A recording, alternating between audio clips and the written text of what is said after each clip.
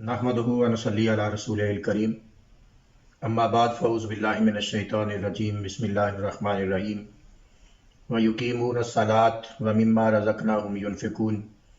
सदक़ल्लाहुल अज़ीम। दोस्तान मोहतरम, कुरान मजीद के अंदर सूरह बकरा की पहली 5-6 आयात के अंदर अल्लाह रब्बुल इज़्ज़त ने मुत्तकीन की सिफ़ात बयान की हैं और पहली सिफ़त ईमान, गैब पर ईमान लाना है, और दूसरी सिफ़त युकीमून अस्सलात, वो नमाज कायम करते हैं। आज हम थोड़ा सा नमाज कायम करने पर बात करेंगे कि नमाज के कायम करने से मुराद क्या है और अल्लाह रब्बुल इज़्ज़त नमाज कायम करने से क्या माना लेते हैं। नमाज कायम करने का मतलब ये है कि नमाज को उसके ज़ाहरी और बातनी आदाब के साथ अदा किया जाए। ज़ाहरी आदाब क्या है? जब बंदा नमाज की नीयत करके मस्जिद में जाता है तो तहारत से लेकर वज़ू और वज़ू से लेकर नमाज के लिए खड़े होना, ये सारे आदाब नमाज, इनको पूरी तरह मुकम्मल तरीके से, दुरुस्त तरीके से और पूरी तवज्जो से अदा करना, ये ज़ाहरी आदाब है। और बातनी आदाब ये हैं कि बंदा नमाज के अंदर बिल्कुल इस तसव्वुर और इस यकीन और इस ख्याल के साथ और इस नज़रिए और इस सोच के साथ खड़ा हो कि मैं अल्लाह रब्बुल इज़्ज़त की बारगाह में, अल्लाह के हुजूर सामने खड़ा, मेरे सामने अल्लाह रब्बुल इज़्ज़त की ज़ात है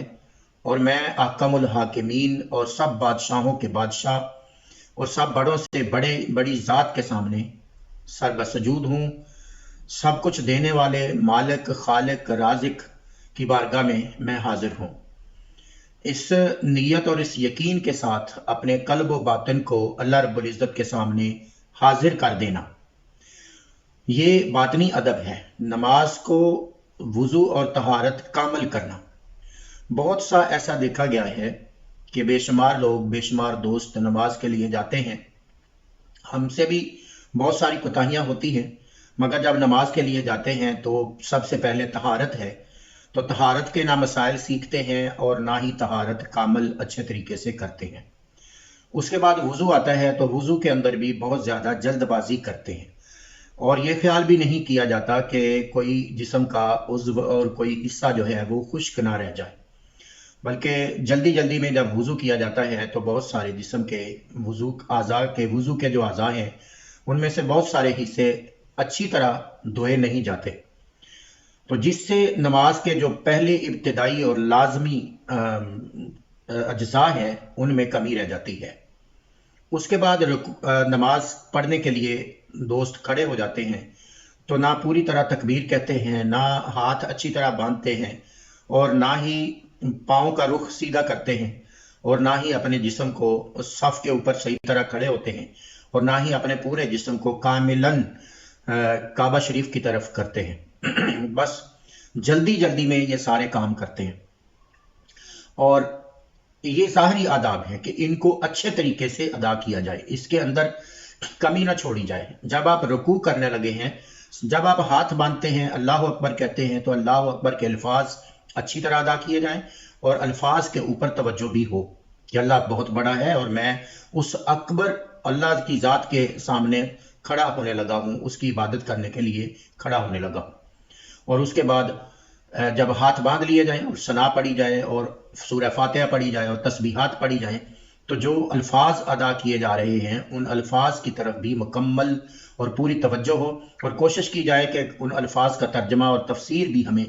आती हो, ताकि हमें पता हो कि हम जो अपने मुंह से अल्फाज अदा कर रहे हैं वो क्या है और मैं अल्लाह की बारगाह में क्या अर्ज़ कर रहा हूँ और किस बारगाह में मैं पेश कर रहा हूँ अपनी इल्तिजाएँ और अपनी आरज़ुएँ और अपनी ख्वाहिशात और अपनी तमन्नाएँ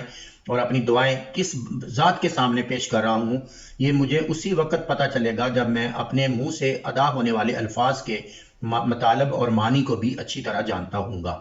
तो इसलिए नमाज कायम करने के लिए हमें नमाज के अल्फाज अच्छी तरह अदा करने चाहिए और उनका मफहूम और मतलब भी हमारे कल्ब व बातिन में, ज़हन के अंदर होना चाहिए कि हम क्या ज़बान से कह रहे हैं, और जो कुछ ज़बान से कह रहे हैं दिलो दिमाग के साथ उसकी तस्दीक भी कर रहे हों ہمارا ذہن اس کی ساتھ ساتھ چل رہا ہو، ہمارا دل اس کی ان ساری چیزوں کی گواہی دے رہا ہو۔ یہ باطن ظاہری اور باطنی آداب ہیں۔ اس کے حوالے سے اللہ رب العزت نے قرآن مجید کے اندر 750 مرتبہ کے قریب نماز کی فضیلت اور اہمیت کو بیان کرتے ہوئے مختلف جگہ پر مختلف ارشاد فرمائے ہیں۔ تو کچھ 2-3 باتیں میں اس حوالے سے قرآن مجید نے جو فرمائی ہیں وہ عرض کرتا ہوں۔ اللہ پاک نے فرمایا کہ مومنین کی، ایمان والوں کی خصوصیت یہ ہے، یہ سورہ مومنون کے اندر اللہ پاک نے ارشاد فرمایا کہ الذین هم فی صلاتہم خاشعون،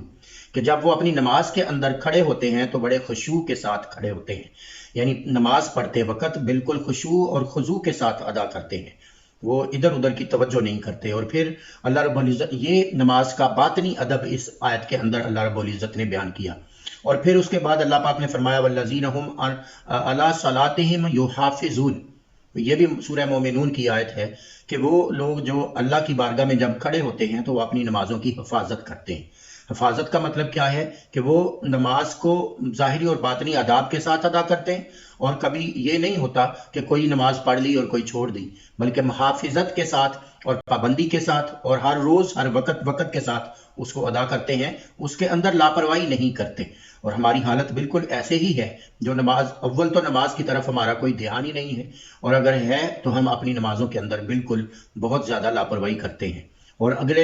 آگے اللہ پاک نے فرمایا دوسری جگہ پہ سورہ معارج کے اندر فرمایا کہ الذین هم عن صلاتہم دائمون، وہ جو مومن ہیں، ایمان والے ہیں، وہ نماز کو دائماً یعنی ہمیشہ ادا کرتے ہیں۔ ہمیشہ ادا کرنے کا مطلب کیا ہے؟ ذرا اس پر بھی توجہ کریں۔ تو ہمیشہ ادا کرنے کا مطلب یہ ہے کہ ایک تو وہ پنجگانہ نماز ادا کرتے ہیں، تو ہمیشہ تو بندہ نماز کے اندر کھڑا نہیں رہتا، تو ہمیشہ نماز ادا کرنے کا مطلب یہ ہے کہ جس طرح وہ میرا بندہ، اللہ پاک فرما رہا ہے کہ جب وہ میرے جو بندے ہیں، جس طرح وہ میری بارگاہ میں آ کے کھڑے ہوتے ہیں اور مسجد کے اندر آ کر میرے سامنے کھڑے ہوتے ہیں، اور جس طرح ان کا سیرت اور کردار اور توجہ اور دھیان اس وقت اللہ رب العزت کی طرف مکمل متوجہ ہوتا ہے، وہ بالکل جب نماز سے فارغ ہو کر معاشرے کے اندر جاتے ہیں، اپنے کام کاج کرتے ہیں، روزی کماتے ہیں، لوگوں سے ملتے ہیں وغیرہ وغیرہ، تو ان ساری چیزوں کے اندر ان کا وہی رویہ، وہی طریقہ اور ہوتا ہے، وہ ہمیشہ اللہ رب العزت سے خوف رکھتے ہیں اپنے دلوں کے اندر، اور جب لوگوں کے ساتھ معاملات کرتے ہیں، دنیاوی معاملات کرتے ہیں، تو وہ بالکل اپنے آپ کو اسی طرح سمجھتے ہیں کہ جیسے وہ نماز کے اندر اللہ کے حضور کھڑے تھے، تو دنیا میں باقی کاموں میں لگ کر بھی وہ اپنے آپ کو اللہ کے حضور کھڑا ہی پاتے ہیں، اور ہمیشہ اللہ رب العزت کے سامنے اپنے آپ کو حاضر رکھتے ہیں۔ تو یعنی ان کے سیرت و کردار میں سے اللہ رب العزت کا خوف اور اللہ رب العزت کے حضور جواب دہی کا جو منظر ہے وہ نظر آتا ہے۔ اور پھر اللہ پاک نے فرمایا، یہ تو مومنین کی نماز کے حوالے سے اللہ پاک نے فرمایا، پھر جس طرح کی نمازیں ہم ادا کرتے ہیں موسٹلی، اور منافقین کی نمازوں کا اللہ رب العزت نے ذکر فرمایا، اور وہ کیا ہے کہ فویل للمصلین، فرمایا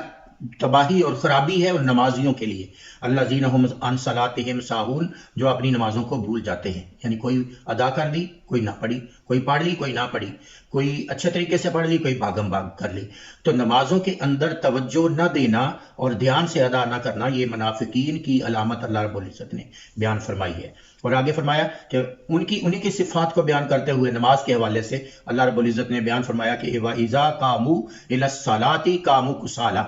کہ جب وہ لوگ جو منافق لوگ ہیں وہ جب نماز کے اندر کھڑے ہوتے ہیں تو سستی کرتے ہیں، سستی کے ساتھ کھڑے ہوتے ہیں، اٹینٹیو نہیں ہوتے، متوجہ نہیں ہوتے، اور بھرپور انداز سے پوری توجہ اور پوری دھیان کے ساتھ ادا نہیں کرتے، رکوع اور سجود پر توجہ نہیں دیتے، تسبیحات پر توجہ نہیں دیتے، بس جلدی جلدی میں سارے کام نپٹاتے ہیں۔ اور فرمایا قاموا کسالی یراؤن الناس،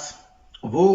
دکھاوا کرتے ہیں، لوگوں کو دکھانے کے لیے یہ نماز ادا کرتے ہیں، یعنی ان کا مقصد اور ان کا مقصود یہ ہوتا ہے کہ لوگ ہمیں کہیں گے کہ بڑے نمازی ہیں، بڑے اللہ والے لوگ ہیں۔ تو جو یہ نیت لے کر نماز ادا کرتے ہیں، اللہ پاک فرمایا وہ منافقین کی نماز ہے، اور وہ اہل ایمان کی نماز نہیں ہے۔ اہل ایمان کی نماز یہ ہے کہ وہ صرف اور صرف اللہ رب العزت کے سامنے جھکتے ہیں اور اسی کی رضا کے لیے سر بسجود ہوتے ہیں۔ اور پھر فرمایا کہ وَلَا يَذْكُرُونَ اللَّهَ إِلَّا قَلِيلًا، یہ سورہ نساء ہے۔ فرمایا وہ اللہ کا ذکر کرتے ہیں مگر بہت تھوڑا ذکر کرتے ہیں، یعنی نماز کے اندر اللہ کے ذکر کی طرف، اللہ کی یاد کی طرف اور اللہ رب العزت کی طرف، ان کی بارگاہ میں حاضری کی طرف ان کی توجہ بہت کم ہوتی ہے، زیادہ ان کی توجہ دنیا کو خوش کرنے اور دنیا کے لیے ہوتی ہے، یعنی ان کی غرض و غایت اور ان کا مقصد صرف یہ ہوتا ہے۔